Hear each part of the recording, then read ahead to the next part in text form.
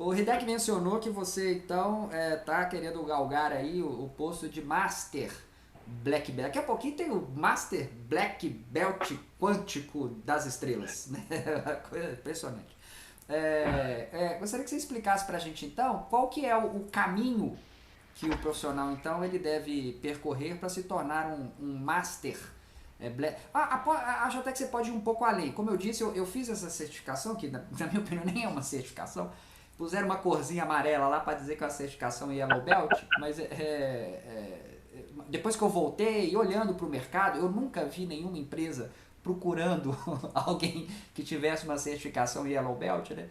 A gente entende a importância do Green Belt, ele é mais operacional, mas é uma certificação bastante relevante, né? Então você poderia dizer desde o Green Belt até o Black Belt, o Master Belt, qual que seria esse caminho que a pessoa deveria seguir para chegar até aí?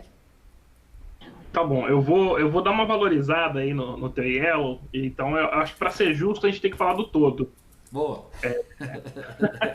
Quando a Gostei. gente fala de White Belt, que é o primeiro nível da escala, e hoje várias empresas de certificação e de educação fornecem esse curso gratuito, inclusive algumas dão até o Yellow gratuito. O que a gente está falando no White? O White normalmente é um curso de 4 horas, que é para você entender isso que eu falei, para você entender o que é Lean, o que é Six Sigma, o que dá para fazer com eles.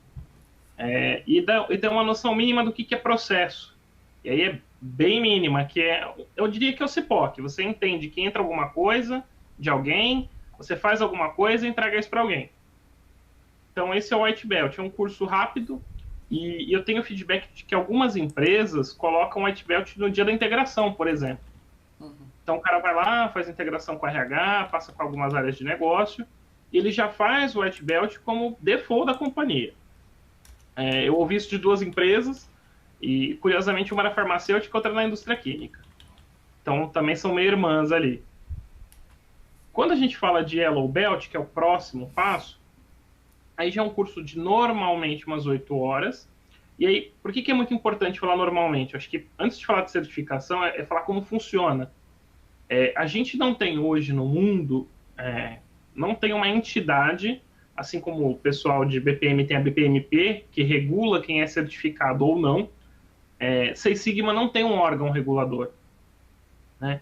Então, existem uma série de boas práticas que são seguidas, alguns padrões de mercado, tem até uma ISO que fala sobre isso, que eu não vou lembrar o número agora, mas tem uma ISO que fala sobre isso, métodos estatísticos de Six Sigma. Então, assim, é muito importante que a gente não tenha esse tipo de controle. Então, normalmente as certificações são emitidas por empresas que têm programa Six Sigma internamente ou empresas de educação que trazem alguém que foi certificado em alguma empresa para fazer e ministrar esse curso para os seus clientes. Uma organização, uma entidade que emite certificação e que não é reguladora, mas que o pessoal reconhece muito em nível mundial, é o pessoal da ASQ, né, da American Society of Quality.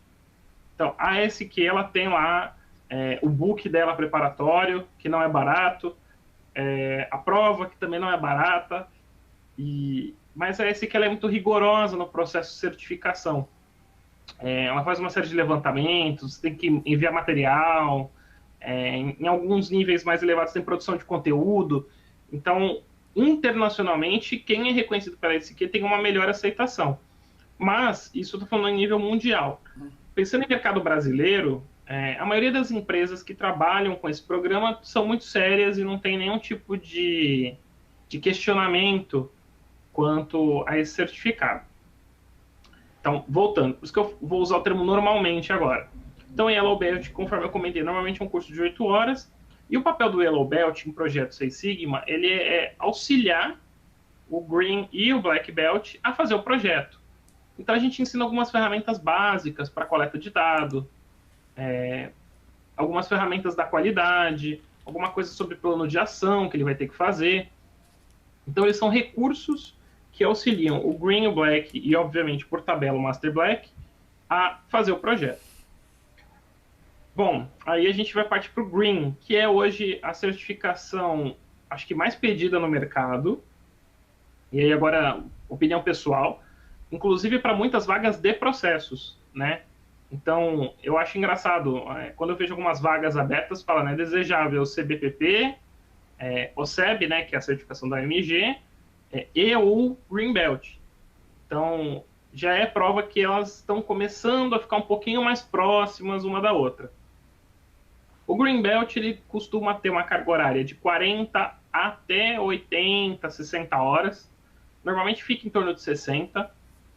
E aí é onde você realmente começa a entender um pouco o trabalho de alguém que vai realizar projeto, né? Então, onde você aprende melhor algumas ferramentas, e é onde a gente faz realmente a introdução de ferramentas estatísticas.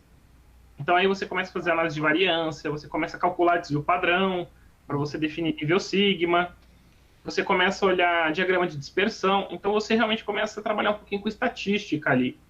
O perfil do Green Belt nas companhias é o quê? Normalmente é um cara que ele não é full-time, então é um analista de RH, um analista contábil, um coordenador, um gerente, e ele vai tirar parte da semana dele para trabalhar em projetos Six Sigma, que podem ser conduzidos por ele, com auxílio de outros Green ou de Yellows Belt, e é isso.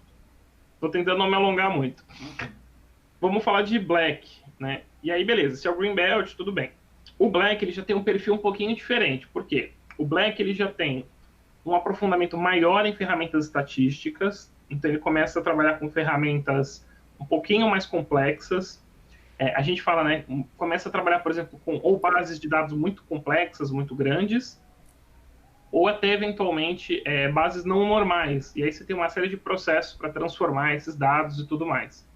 E o Black, normalmente, é um cara que fica full-time fazendo isso. Então, algumas companhias, o que elas têm? Elas têm um Black, ele tem alguns Greens, que ele acompanha na companhia, e aí, como esses Greens estão na operação, ele faz esse processo de coaching, de mentoria com os projetos. Então, existem projetos que são projetos do Black Belt, e existem projetos que o Black Belt divide em projetos menores e distribui isso entre Green Belts. São algumas estratégias que podem ser utilizadas.